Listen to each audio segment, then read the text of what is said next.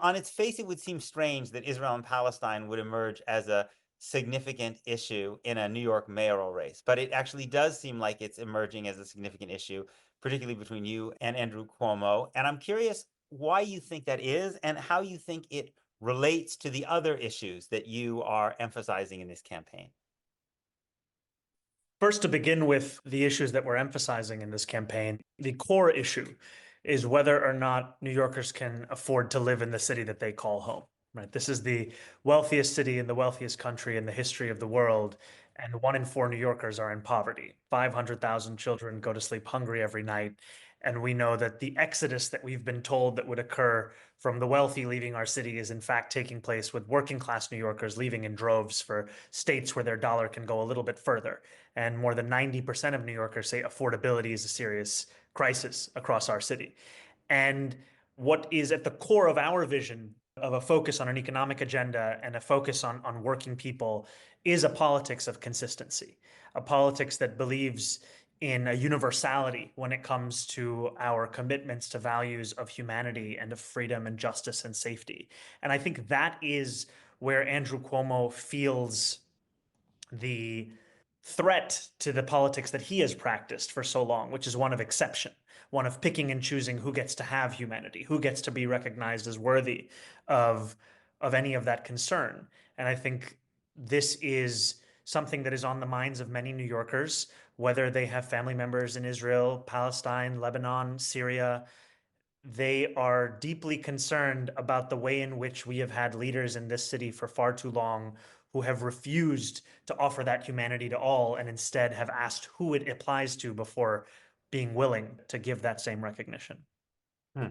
So you're saying that you think that the connecting tissue here is the notion of some kind of hierarchy between whose lives are important that exists both in Israel and Palestine and in New York City as well. And I think it's a politics where politicians they try and work backwards from polls and focus groups and their sense of a political assessment as opposed to from humanity and morality and some sense of a principle. And even we're seeing it right now in this debate at the national level where there's a question of should we be focusing so much on those who have been afforded no due process and are now being trapped in jails in El Salvador, or should we speak more about tariffs without the question there of being what is right and what is wrong, and that sometimes leadership requires you to work backwards from that and not from your sense of which way the wind is blowing. And I think it's quite concerning. We've had a mayor for a number of years here in New York City who wouldn't even condemn the killing of children. And what this You mean in Gaza? in Gaza, yes, and has sometimes even justified it in why this is a necessary outcome. And what more New Yorkers believe than much of the political class would have you imagine is that it is possible to hold all of these things together. It is possible to actually live up to the words of the hostage families who've told us everyone for everyone. This belief that our justice, our freedom, our safety are intertwined together, and that we have to look at each other as holding the same worth that we see in ourselves.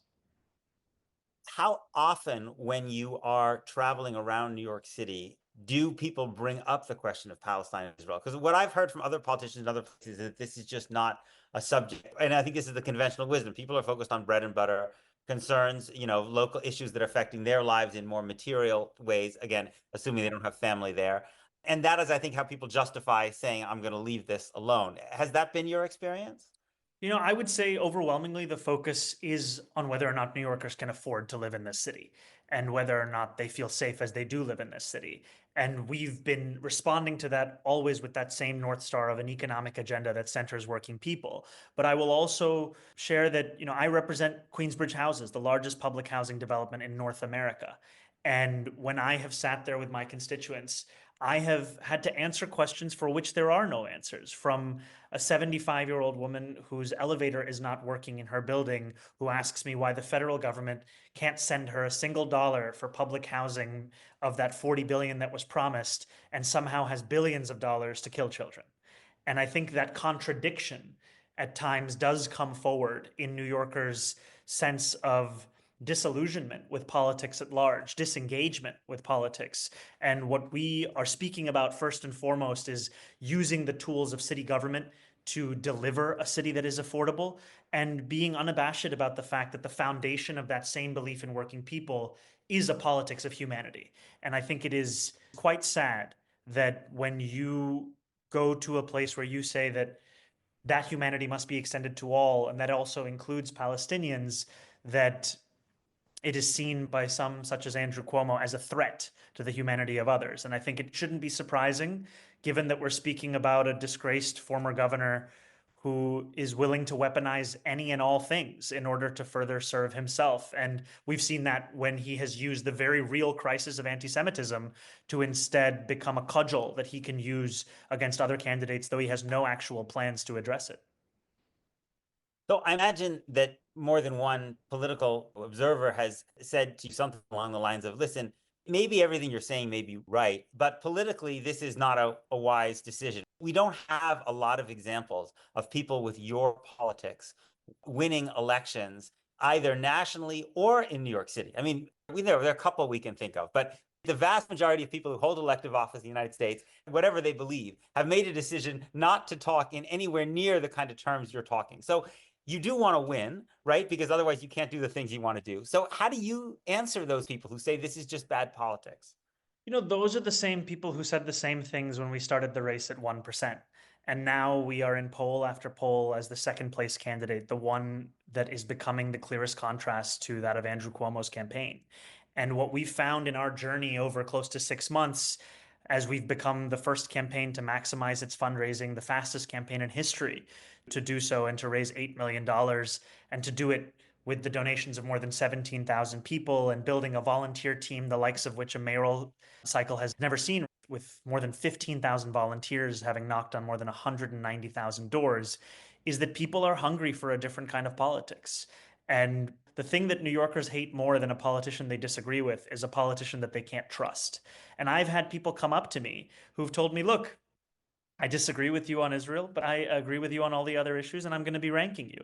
And I've appreciated that because I often think of the quote from Ed Koch, where it says something along the lines of, if you agree with me on 9 out of 12 issues, you should vote for me. And if you agree with me on 12 out of 12, you should see a psychiatrist. And I think that there is room to be honest with New Yorkers about what you believe, why you're fighting for things, because too often we have made it seem as if any disagreement has to be one that is worthy of caricature or tension, when in fact it's also a reflection of what life is like, where we are working together in a common goal. We may not always agree, but at least you know where I stand in any and all rooms saying the same things.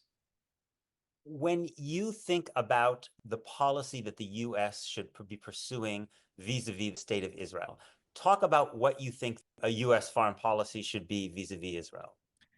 It should be a policy that is consistent, one with US law and thinking about the application of the Leahy law, and a policy that is in line with what our stated goals have been for many, many years. And I think what's been so disappointing and so depressing is that we have only spoken about international law, but we have paid it no mind.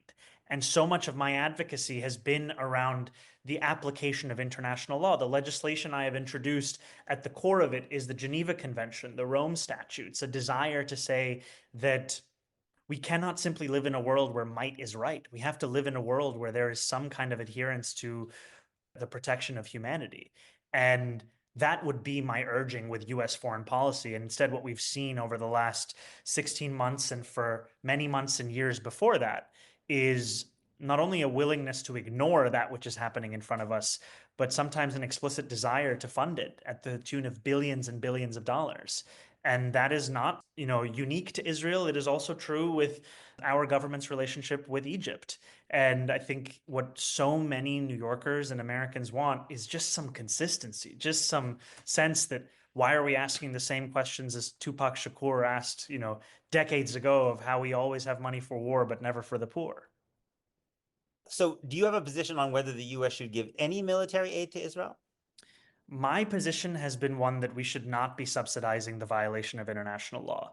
And what I have been immensely concerned about is through both a Democratic administration and now intensifying in a Republican administration, we have seen the continued flouting of it and the continued willingness to send billions and billions of dollars to fund that very explicit flouting of it.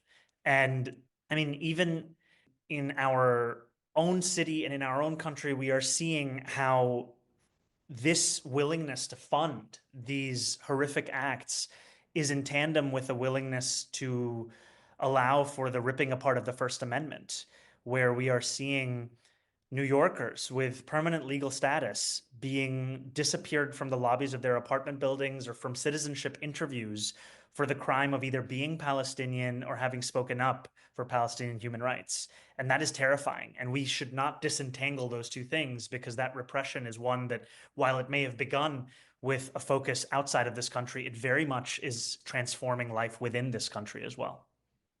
This has been a free preview of my weekly conversation. If you'd like to hear the rest and support my work, please consider subscribing at peterbeinart.substack.com.